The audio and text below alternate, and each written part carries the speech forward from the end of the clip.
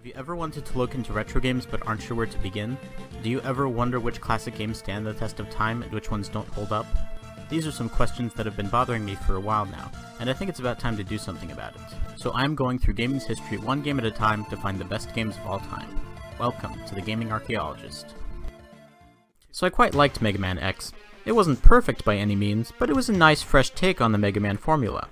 And while I do have some issues with it, the good did outweigh the bad. Well, here we have Mega Man Zero, which acts as a spiritual successor to Mega Man X, continuing the series onto the GBA. This time, instead of playing as Mega Man, or X, this time around you play as Zero. The game opens with Zero being awakened by a scientist named Seal, who pleads for him to help them, as he is their last hope.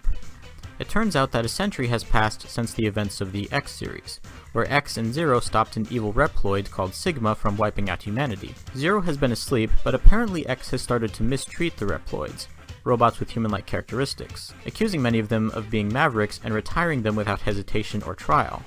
The Resistance opposes this new system, and Zero must help them to fight back. The game is very similar to the older Mega Man games, but it does have a number of things that make it stand apart. For one, it has a much bigger emphasis on story, and this helps raise the stakes of the gameplay. While the older Mega Man games were fun, they were very light on story, with the narrative either being tacked on or practically non-existent. Here, you get a better sense of what's going on, and you feel like you're exploring a living, breathing world, rather than just navigating a series of platforms. The game touches on ethical issues such as what it means to be human, do robots that have achieved sentience deserve rights, how do we keep peace between natural and artificial intelligences, and so on, though the commentary is never overbearing. There are also nice little touches that help the story and gameplay merge together. There are programs called cyber elves that can aid you in the game, but if you use them, they die, and you do end up feeling bad about using them, as the game establishes that they are at least somewhat self-aware. Also, depending on how you do on missions, or if you fail a mission, your actions will have lasting consequences, and getting to visit and explore the base in between missions lets you breathe in the world, and gives you a greater sense of what you're fighting for.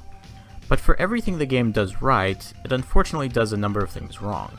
The biggest problem is that while the setting, story, and details are very distinct and fresh, once you get to the meat of the gameplay, it's just another Mega Man game. But unlike its other GBA peers, which understood what did and didn't work about retro games, Mega Man Zero just brings over many of the same bad staples that were dated by the SNES era, and are downright unacceptable by the time the GBA came around.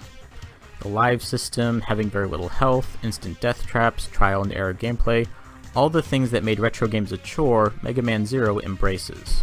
On top of that, unlike the older Mega Man games, most of the levels look very similar, and so the game gets pretty boring in terms of visuals. The music is also not very memorable.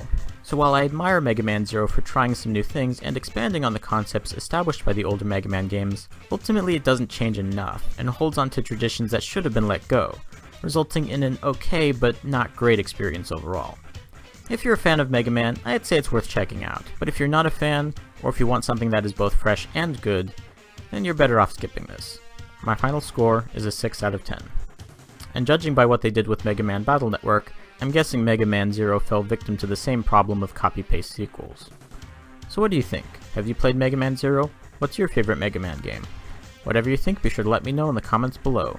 If you like what I do, feel free to subscribe and follow me on Twitter. Thank you for watching, and I'll see you in the next one.